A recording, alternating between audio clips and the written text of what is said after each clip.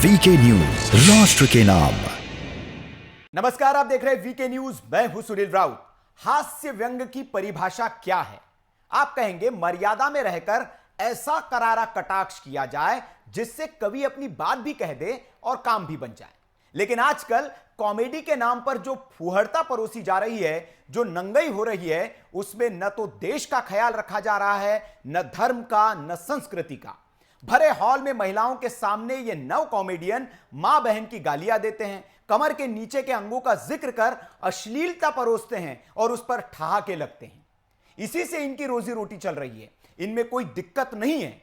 इससे वे अपने चरित्र का प्रमाण ही दे रहे हैं। लेकिन मस्खरों की अभिव्यक्ति की आजादी के नाम पर देश का अपमान करने की छूट नहीं दी जा सकती। कभी ये सेना का अपमान करते हैं तो कभी हिंदू देवी देवताओं का। अभी अमेरिका में भरे मंच पर एक भारतीय कॉमेडियन वीरदास ऐसे ही भोंडेपन का प्रदर्शन कर लौटा है। उसने उस देश का अपमान किया है जिस देश के लोगों के प्यार ने उसे स्टार बनाया है। लेकिन इसके लिए वही देश बलात्कारियों का देश है, जहां रात होते ही महिलाओं के साथ गैंगरेप होता है। यहां के पुरुष दिन में पूजा करते हैं और रात में बलात्कार। हो सकता है वीरदास की संस्कृति ये हो, उनके घर के पुरुष या वे खुद ऐसा करते हो, लेकिन ये पूरे भारत की तस्वीर नहीं है। शर्मनाक बात यह है कि इस भोंडे कॉमेडियन का विरोध जब पूरे देश में हो रहा है तो कांग्रेस भारत का अपमान करने पर इसकी पीठ थपथपा रही है। इसलिए सवाल देश का है में बात इस पर कि कांग्रेस का हाथ क्या भारत का अपमान करने वालों के साथ है, और मस्खरी की दुकान कब तक करती रहेगी भारत का अपमान?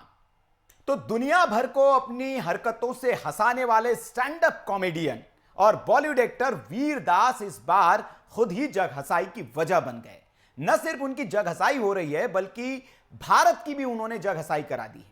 उन्होंने कॉमेडी के नाम पर अमेरिका में ऐसी शर्मनाक कविता पढ़ी है जो भारत की हकीकत तो बिल्कुल नहीं हो सकती, लेकिन उन्होंने अपनी अभिव्यक्ति की आजादी के नाम पर उस फूहड़ता का प्रदर्शन किया है जो भारत के लिए अपमान भरा है। इस मस्खरी की दुकान को जिन्होंने अमेरिका में जाकर भारत का खुलेआम अपमान किया है, और क्या यह अभिव्यक्ति की आजादी हो सकती है? इसी पर बहस करने के लिए हमारे साथ तमाम मेहमान बने हुए हैं। उससे पहले मैं आपको बता दूं कि भारत का अपमान करना इनको बहुत महंगा पड़ गया है। कई जगह पर इनके खिलाफ शिकायतें दर्ज हो गई है। मुंबई में, दिल्ली में इनके खिलाफ कई शिकायतें दर्ज हो गई है। और अब ये सब होने के बाद ये इंस्टाग्राम पर एक लंबा चौड़ा ये लेख लिख रहे हैं जिसमें ये अभिव्यक्ति की रजाई ओढ़कर ज्ञान दे रहे हैं कि भारत का अपमान नहीं किया है, यह अभिव्यक्ति की आजादी है। और शर्मनाक बात यह है कि इस देश की राजनीतिक पार्टियां जब भारत का अपमान विदेश में हो रहा है तो इस मस्खरे कॉमेडियन का विरोध करने की बजाय उसकी पीठ थपथपा रही है। यह चिंता का विषय। इस पर चर्चा के लिए हमारे साथ तमाम मेहमान बने हुए। अश्विनी शाही जी है भारतीय जनता पार्टी से, रंजित मिश्रा जी कांग्रेस से हैं, शिवानी दुर्गा है हिंदू धर्मगुरु है, और दीपक राय जी है राजनीतिक विश्लेषक। सबसे पहले मैं रंजित मिश्रा जी से ही शुरुआत करूंगा। रंजित जी, क्या भारत का इसे अपमान समझा जाए न समझा जाए? क्या भारत में दिन में पुरुष जो है वो देवी की पूजा करते हैं और रात में गैंगरेप करते हैं? आप मानते हैं भारत में ऐसा ही होता है? देखिए, इसमें दो पक्ष है जी। एक पक्ष ये है कि इन बातों को अमेरिका जाकर कहने और वहां पर इस तरह की बात करना मुझे नहीं लगता है किसी भी दृष्टि से उचित है। रही बात, अगर आप किसी दोहरेपन को उजागर करना चाहते हैं, डबल स्टैंडर्ड को उजागर करना चाहते हैं, तो उसके अपने तरीके हैं और वो अपने देश के अंदर वो बात होनी चाहिए कि अगर हमारी परंपरा में या हमारे यहाँ कोई कमी है तो उस कमी को हम कैसे दूर करें। तो उस डबल स्टैंडर्ड को व्यक्त करने का मुझे लगता है एक अलग शालीन तरीका हो सकता है। जिस तरीके से उन्होंने विदेश की जमीन पर जाकर और जिस तरह से बात की, मुझे नहीं लगता है कि उसको इंडोर्स करने की कोई जरूरत है। नहीं, लेकिन आपकी पार्टी के नेता तो इसका समर्थन कर रहे हैं, शाबाशी दे रहे हैं इसको। ये कह रहे कि उन्होंने तो सच बात बताई है, जाके कपिल सिब्बल साहब हो गए, शशि थरूर साहब हो गए, ये समर्थन कर रहे हैं इसका। कह रहे कि अगर इसके खिलाफ शिकायतें दर्ज हुई तो ये तो अभिव्यक्ति की आजादी को आप दबा रहे हैं। देखिए, पहली बात तो उन्होंने क्या कहा है मैंने नहीं देखा है। दूसरी बात कि ये वीरदास जी का पूरा डिटेल क्या उन्होंने कहा है वो भी मेरे पास नहीं है। मैं आप जो कह रहे हैं उस बात पे यदि भरोसा करूं तो मेरा ये कहना है कि विदेशी धरती पर जाकर इस तरह की बात करना उचित नहीं है और कांग्रेस पार्टी कभी भी इसको इंडोर्स नहीं करती है। पहले भी आप देखेंगे कि कुछ ऐसा ट्रेंड रहा है कि कुछ अंग्रेजी के लेखक ऐसे रहे हैं जो अपने देश को सपेरों नटेरों का देश साबित करने में लगे रहे। तो वैसे लोगों को हतोत्साहित करने की जरूरत है, वैसे लोगों को आप इंडोर्स नहीं कर सकते और कांग्रेस पार्टी भी इंडोर्स नहीं करती है। हाँ, जहां तक आप कह रहे हैं तो उसको पूरा कंटेंट देखने के बाद शायद मैं बेहतर कमेंट कर पाऊंगा, लेकिन जो आप कह रहे हैं उसमें मुझे नहीं लगता है कि विदेशी धरती पर जाके इवन यदि ये डबल स्टैंडर्ड भी है तो उस पर वहां बात करने की जरूरत नहीं है। तो मैंने उनकी पूरा कंटेंट दर्शकों को सुनाया कि उन्होंने क्या कहा। रंजीत जी, मैंने पूरा कंटेंट सुनाया, फिर भी मैं उसका हिंदी तर्जुमा आपको बता देता हूं कि उन्होंने क्या अमेरिका में पढ़ा। उन्होंने लिखा कि मैं पढ़ा कि मैं उस भारत से आता हूं जहां बच्चे एक दूसरे का हाथ भी मास्क पहनकर पकड़ते हैं, लेकिन नेता बिना मास्क एक दूसरे के गले लगते हैं। क्या इसमें सच्चाई है? मतलब आप लोग नेता लोग मास्क नहीं पहनते हो? नेताओं का वहां पर अमेरिका में जाकर यह बात दिगर है कि डोनाल्ड ट्रंप साहब कभी मास्क नहीं पहनते थे, ना उन्होंने बड़ी बड़ी मीटिंगों में मास्क पहने। शायद वीरदास साहब को अमेरिका के बारे में कुछ पता नहीं है, भारत के बारे में कुछ पता नहीं है। उन्होंने कहा कि नेता मास्क नहीं पहनते, बच्चे मास्क पहनते हैं भारत में। इस पर आपत्ति नहीं हो सकती क्योंकि नेताओं पर वो तंज कस सकते हैं, लेकिन उस सबसे आपत्तिजनक बात जो उन्होंने की, उन्होंने कहा कि मैं ऐसे भारत से आता हूं जहां पर दिन में औरतों की पूजा होती है और रात में गैंगरेप किया जाता है। यह बहुत आपत्तिजनक बात है। इस पे उन्होंने दो निशाने, उन्होंने ये नहीं कहा कि दिन में नमाज पढ़ते हैं और रात में बलात्कार करते हैं, उन्होंने कहा कि दिन में पूजा करते हैं और रात में बलात्कार करते हैं। यह डबल स्टैंडर्ड है, इसका विरोध हो रहा है। देखिए, आजकल तो ऐसे भी मतलब इस तरह की बात कहने से पहले हर किसी को परहेज करने की जरूरत है कि आप ऐसा कोई भी काम विदेश की धरती पर जाके या इवन स्वदेश में भी नहीं करें जिससे देश का मान कम होता हो। चलिए रंजीत जी, उम्मीद करते हैं कि आप अपने नेताओं को बताएंगे, समझाएंगे कि इस तरह की टिप्पणी का समर्थन नहीं करना चाहिए। शशि थरूर साहब और बाकी जो आपके नेता है, हो सकता है कल राहुल जी का भी ट्वीट इस पर आ जाए। मैं शिवानी दुर्गा जी हमारे साथ, मैं उनके पास जाना चाहूंगा। शिवानी जी, ये बड़ा जो ये कॉमेडी के नाम पर जो फुहड़ता इस देश में चल रही है, जो नया नया ये जो ट्रेंड आ रहा है, वहां पर पब्लिक में भीड़ में बैठी हुई जो लोग होते हैं ठहाके लगाते हैं, अश्लीलता होती है, वहां पर किस तरह की बातें की जाती है बताने की जरूरत नहीं है। और लंबी लिस्ट है ऐसे फुहड़ कॉमेडियंस की, और इनको पहले भी इनकी ये जो कॉमेडी है चलती रही है, लेकिन जब से एक खास वर्ग जागा है और इनके खिलाफ एक्शन लिए जाने लगे, तब से इसमें कुछ कमी आई है। लेकिन वीरदास साहब ने अब हिंदू धर्म छोड़ के भारत देश पर ही सीधा निशाना लिया है। क्या आपकी टिप्पणी है इस पर, और इसका बचाव किया जा रहा है इसका विरोध करने के बजाय? हर हर महादेव। देखिए, मैं पूरा उनका सुन रही थी जब वो बोल रहे थे, तो उन्होंने बहुत सारी बातें बोली हैं, लेकिन देवी, मैं बात करूंगी जहां पर स्त्री को देवी के रूप में पूजा जाता है और रात में गैंग रेप किया जाता है। उन्होंने हिंदू धर्म को, अगर उनको इतनी तकलीफ है, पहली चीज उनको इतनी तकलीफ है तो वो भारत में क्यों है, यूएस में क्यों नहीं जाके बस जाते?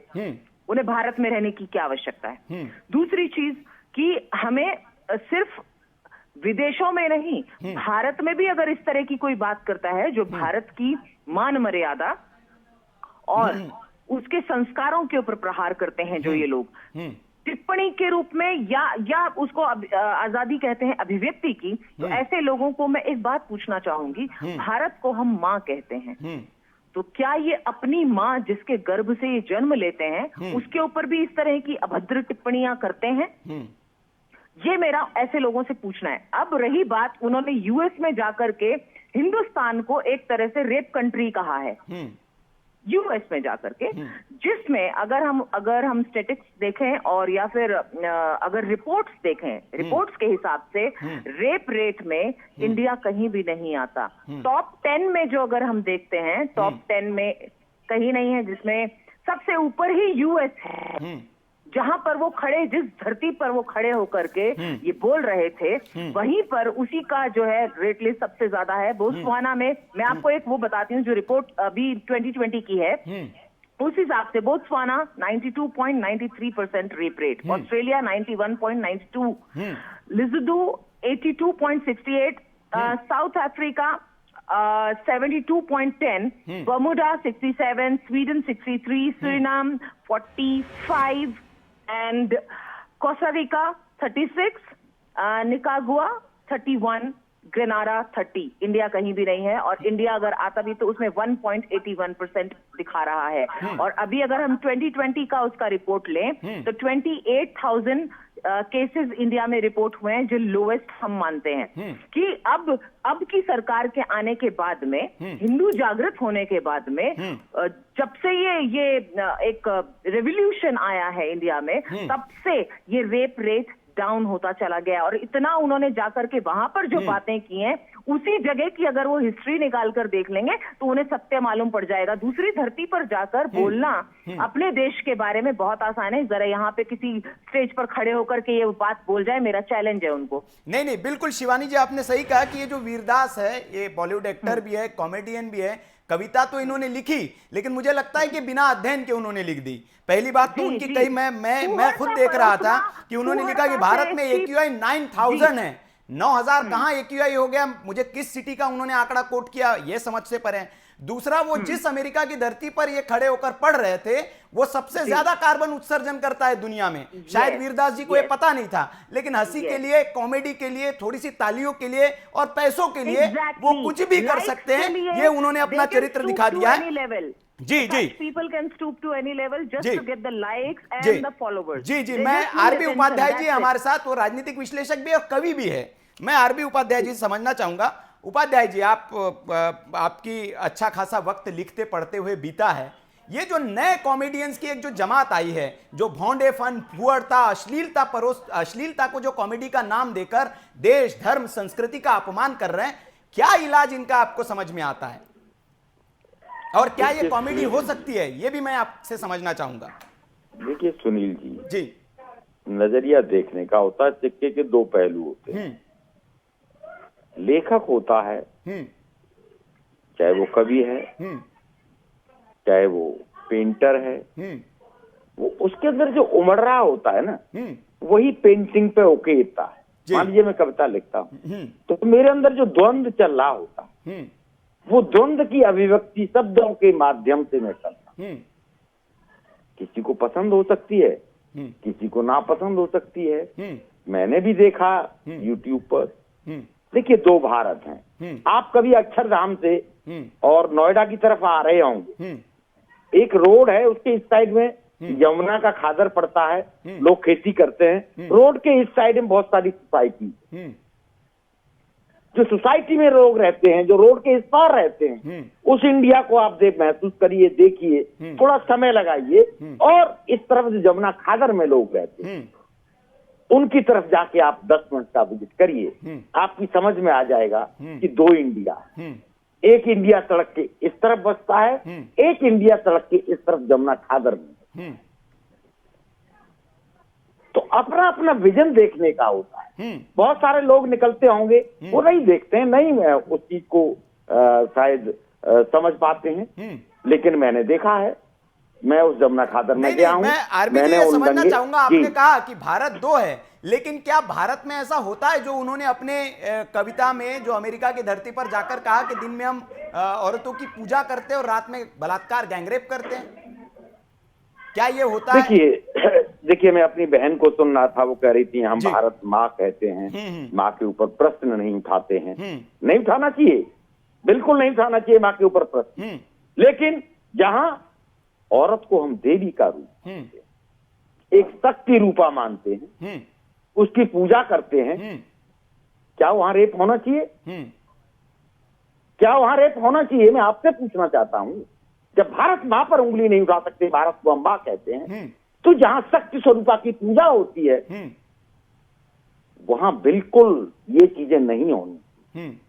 अमेरिका की बात नहीं कर रहा हूं मैं, भारत की बात कर रहा हूं, जहां हम महिला को शक्ति स्वरूपा मानते हैं।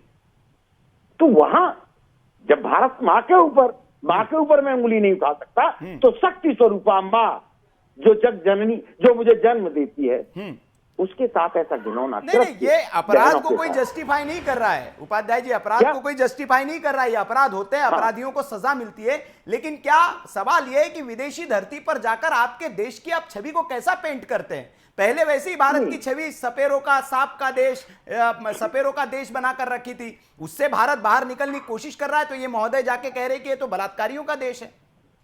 नहीं, देखिए, ये नहीं कि बलात्कारियों का देश है, ये पूरा देश या को कलंकित नहीं किया जा सकता, लेकिन कुछ चीजें ऐसी हैं जो उद्वेलित करती हैं, और जब अंदर से उद्वेलित करती, मैंने बताया ना, दो भारत का जो एक दो रूप है, सड़क के इस किनारे है, सड़क के इस किनारे है, कोई बहुत ज्यादा फर्क नहीं है। एक बीच में रोड है, अक्षरधाम से नोएडा के लिए जाता है, उल्टे हाथ को आप देखेंगे नहीं, उपाध्याय जी, मुझे लगता है कि मैं समझ रहा हूं, कवि की अपनी अभिव्यक्ति की आजादी होती है, वो कहता है, लेकिन कटाक्ष व्यंग में फर्क है, इसको कटाक्ष व्यंग नहीं कह सकते, इसे तो बिल्कुल व्यंग और कटाक्ष नहीं कह सकते। कर लूं जी, आगे देखिए, हम बात करते हैं पारदर्शिता। पारदर्शिता आप देखेंगे, पॉलिटिकल पार्टियां चंदा लेती हैं, आरटीआई के दायरे में क्यों नहीं आएंगी? क्या कारण है? पब्लिक का पैसा नहीं होता, वो आपकी जेब का, पॉकेट का पैसा। मेरी सैलरी है, मैं अपनी सैलरी कैसे खर्च कर रहा हूं, ये पूछने वाला मुझसे कोई राइट नहीं है आपको। लेकिन जो पब्लिक का पैसा है, जो आप पब्लिक से फंड लेते हैं, पूंजीपतियों से फंड लेते हैं, और पॉलिटिकल पार्टियां, चाहे वो ए है, चाहे बी है, चाहे सी है, किसी एक पॉलिटिकल पार्टी की बात नहीं कर रहा हूं, वो आरटीआई के दायरे में क्यों नहीं आना चाहती? क्या कारण है? क्या छिपाना चाहते हैं? जहां हम पारदर्शिता की बात करते हैं, वहां एक उदाहरण ये भी है कि पॉलिटिकल पार्टियां आरटीआई के दायरे में नहीं, ठीक है, मैं हमें उससे दिक्कत ही नहीं है। आप खूब कटाक्ष करिए, देश की राजनीति पर करिए, देश के नेताओं पर करिए, लेकिन देश को आप अपमानित नहीं कर सकते। विदेशी धरती पर जाकर वहां ऐसी तस्वीर पेंट नहीं कर सकते कि हमारा भारत ऐसा है। चलिए अश्विनी जी, मैं आ रहा हूं आपके पास सर, आ रहा हूं आपके पास। अश्विनी शाही जी, भारतीय जनता पार्टी के दायरे में लाया जाए जी, तो उससे देश बदनाम होगा, देश की छवि खराब होगी।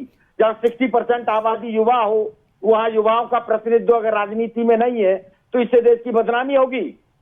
ये मैं उसकी बात नहीं कर रहा हूं, मैं जिस लाइन पर उनकी आपत्ति है, बाकी लाइनों पर तो कोई आपत्ति नहीं है, आप कह सकते हैं। उन्होंने एक और आपत्तिजनक बात की है उनकी कविता में, उन्होंने कहा है कि मैं ऐसे भारत से आता हूं जहां औरतें साड़ी और स्नीकर पहनती है, इसके बाद भी उन्हें एक बुजुर्ग से सलाह लेनी पड़ती है। मैं उपाध्याय जी, मैं आपसे जानना चाहता हूं, क्या आपके आज वो व्यवस्था है भारत में? क्या आपके घर में जो बेटियां है, क्या आज वो आपसे सलाह लेती है, पूछती है कुछ काम करने से पहले? क्या उन्हें आपने आत्मनिर्भर नहीं बनाया है? क्या वो स्वयं निर्णय लेने की स्थिति में नहीं है? आज भी लड़कियों पर यहाँ बंदिशें लगाई जाती है भारत में, क्या ये हकीकत है? मैं इस बात से सहमत नहीं हूं जो उन्होंने कहा कि भी महिलाएं हर क्षेत्र में आगे बढ़ रही हैं, और वो अपनी काबिलियत को प्रूफ भी कर रही हैं। प्रूफ कर रही हैं, ये नहीं है, चाहे वो सेना है, चाहे वो दूसरे क्षेत्र हैं, किसी भी फील्ड में चले जाइए, वो आज की जो भारत की महिला है, हर फील्ड में अपने आप को प्रूव कर रही है, वो प्रमाणित करती है जी कि ये नहीं है कि उपाध्याय जी हम यही कह रहे हैं कि वीरदास जो है, जो कॉमेडियन और एक्टर बन रहे हैं, इनके पास जानकारी ही नहीं है, उन्हें शायद पता ही नहीं है कि अमेरिका से ज्यादा महिलाओं का प्रतिनिधित्व राजनीति में हो या फिर बाकी क्षेत्रों में भारत में मिलता है, उन्हें जानकारी नहीं है, और वो भारत देश को जाकर वहां बदनाम कर रहे हैं। इस पर हमारी आपत्ति है, हमें उनकी कविता पर, अभिव्यक्ति की आजादी पर, लेकिन उन्होंने जो कविता में कुछ अंश जो लिखे उस पर आपत्ति है। मैं शाही जी के पास जाना चाहूंगा, आता हूं मैं। शाही जी, ये जो कॉमेडियंस है, लंबी कतार है, चाहे हम आलोकेश सिन्हा की बात कर ले जो कभी हनुमान चालीसा का मजाक उड़ा देते हैं, सुरलीन कौर है जिन्होंने इस्कॉन का मजाक उड़ाया था, बाद में शेमारू को माफी मांगनी पड़ी, राधिका वाज है, संजय राजोरा है, मुनव्वर फारूकी, मध्य प्रदेश में उनको तो जमानत नहीं दी थी कोर्ट ने, और कहा था कि आपको किसी धर्म की कॉमेडी के नाम पर मजाक उड़ाने की आपको आजादी नहीं दी जा सकती है, और उसके बाद उनको जमानत तक नहीं मिली थी, 15 से 20 दिन वो जेल में रहे। क्या इन कॉमेडियंस, आपकी सरकार है, केंद्र में भी है, अभी अमेरिका में मजाक उड़ा के कई शिकायतें हुई है, क्या आपको लगता है कि ऐसे कॉमेडियंस का इलाज जरूरी है जो देश, धर्म, संस्कृति का मजाक उड़ाते हैं कॉमेडी के नाम पर? सुनील जी, देखिए, ये एक विकृत मानसिकता के लोग हैं जो सस्ती लोकप्रियता और चंद पैसों के कारण ऐसी हरकतें करते हैं, और उसके बाद इस देश में प्रश्रय देने का खेल शुरू होता है। अगर हम ये कहें कि ऐसा बेहुदा हरकत किसी ने विदेश में जाकर किया है, जहां पर हमारी भारत माता को की छवि को नुकसान हो रहा है, हिंदुस्तान की छवि को नुकसान हो रहा है, तो एक ये गिरोह काम कर रहा है। इसको अगर देखा जाए तो एक गिरोह काम कर रहा है जो हिंदुस्तान की बेइज्जती विदेशों में जाकर करता है, और इसमें उनको जो है प्रश्रय कांग्रेस देती है, और कांग्रेस के नेता भी इसमें शामिल है। ये पेंटिंग बनाना से MF हुसैन का नाम आप भूल गया, आपने बहुत लोगों का नाम लिया। मैं आश्चर्यचकित हूं कि उन्होंने 26/11 हमले के बाद एक भारत माता की जो है नग्न चित्र बनाया और एक पेंटिंग बनाई। उन्होंने कहीं पर उसका एग्जीबिशन लगाया और रेप ऑफ इंडिया का नाम दिया उस पेंटिंग को, यानी कि भारत माता बलात्कृता है। और उनको कांग्रेसियों ने राज्यसभा सदस्य बनाया, पद्म विभूषण भी दिया। तो ये ऐसे लोगों को देखना पड़ेगा कि हमको हिंदुस्तान की अगर कहीं भी छवि को कोई खराब करता है तो हमको एक सुर में उसका विरोध करना चाहिए। शशि थरूर जी कभी भी कुछ बोल जाते हैं। अभी कोरोना में उन्होंने हिंदुस्तान से बेहतर मैनेजमेंट पाकिस्तान का भी बता दिया। तो आज देखने वाली बात है सुनील जी कि जो ये लोग ये भौड़े कॉमेडियन जो है, जो अपनी कॉमेडी के लिए पैसा कमाने के लिए जो कहीं पर जाके कुछ भी मुंह खोलकर बोल देते हैं, इनका देश में विरोध होना चाहिए। इनको कहीं भी प्रश्रय नहीं मिलना चाहिए। जी। कांग्रेस ने जो प्रश्रय दिया आपकी सरकार है, उम्मीद करते हैं कि आप कुछ कार्रवाई करेंगे। मैं आ रहा हूं रंजीत जी आपके पास, आप कुछ कहना चाह रहे हैं। दीपक जी से एक कमेंट ले लूं मैं। दीपक जी, क्या जिस तरह की प्रवृत्ति हम देखते हैं, एक जैसे अश्विनी शाही जी ने भी कहा कि एक गैंग है, भारत की अगर जय जय हो रही है दुनिया में, दुनिया के मंचों पर अगर भारत की जय जय हो रही है, तो क्या कोई लॉबी है जिसको दिक्कत हो रही है, और वही लॉबी है जो इस तरह की हरकतें करके इसको ऐसे पेंट करने की कोशिश करती है कि भारत तो किसान विरोधी है, भारत जो है वो महिला विरोधी है, यहां तो महिलाओं को साड़ी और स्नीकर भले ही पहन लेती है, लेकिन वो तो अभी तक उनको छूट नहीं है, घर से पूछ कर बाहर निकलना पड़ता है। तो ये क्या कोई गैंग है, प्रायोजित है, कैसे समझा जाए इसको? सही, देखिए संजय, सबसे बड़ी चीज है, आपने सही कहा कि गैंग ही है, उसके तहत ही ये काम हो रहा है। सवाल है कि आप जो भी समस्याएं हैं आप हिंदुस्तान में अपनी बात कीजिए, समझाने की कोशिश कीजिए। जब बाहर आप जाते हैं तो एक तरह से उस गैंग का आप हिस्सा बन जाते हैं। समस्या है, आप भारतीय संस्कृति को समझिए। अगर बेटी अपने बाप से पूछ की जाती तो गलत नहीं करती, ये भी भारतीय संस्कृति का हिस्सा है, न कि ये अमेरिकन कल्चर का हिस्सा है। और दूसरी तरफ और चीजें जो हैं, आप फ्रीडम ऑफ एक्सप्रेशन जो है वो किस लिए, केवल गाली देने के लिए फ्रीडम ऑफ एक्सप्रेशन है? विवेकानंद जी तो बाहर गए तो वो भी तो फ्रीडम ऑफ एक्सप्रेशन था, वो भी तो बोल कर आए थे, तालियां बजी थी। आप ये चीज जो है आप जानबूझ के कर रहे हैं। सवाल देखिए, समस्याएं हैं, आप बोले बलात्कार हो रहा है, क्या बलात्कार डेली होता है? और जितनी डेवलपमेंट की चीजें आप उसकी क्यों नहीं बात करते हैं? आज 100 करोड़ को वैक्सीन लग गई पूरे वर्ल्ड में, आप क्यों नहीं जाके कहते हिंदुस्तान जो है उसने सबसे पहले वैक्सीन बनाई और सबको लगा दी? आप ये भी तो बोलिए। और जो आप उन्होंने जो बातें कही हैं वो चीजें तो बहुत ही माइनर चीजें हैं। देखिए प्रॉब्लम है, आप यहाँ के आप डिस्कस कीजिए, अगर समाज के इतने जिम्मेदार आदमी है, आप और भी चीजों की बात कीजिए ना। आप देखिए खेल में जो भारत ने तरक्की की, आप देखिए जो एक आप पद्म विभूषण में देख महिलाएं जो आई हैं, एक महिला थी, एक ट्रेडिशनल कल्चर को लेके आई, उसको पद्म विभूषण मिला। एक आदमी जो 22 किलोमीटर अकेले रोड बना देता है, आप क्यों नहीं उसकी बात कहते हैं? आप जो नेगेटिव पिक्चर जो कोशिश करते हैं, देखिए वो सस्ती लोकप्रियता और पैसे के लिए है, और इसको मेरे हिसाब से सख्त कार्रवाई होनी चाहिए कि आगे कोई ऐसी करने की हिम्मत न करे।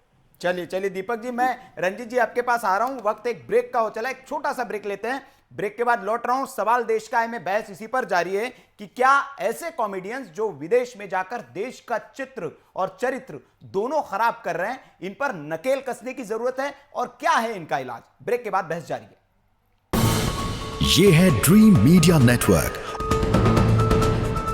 और आप देख रहे हैं देश का पहला 24/7 digital news channel VK news, राष्ट्र के नाम।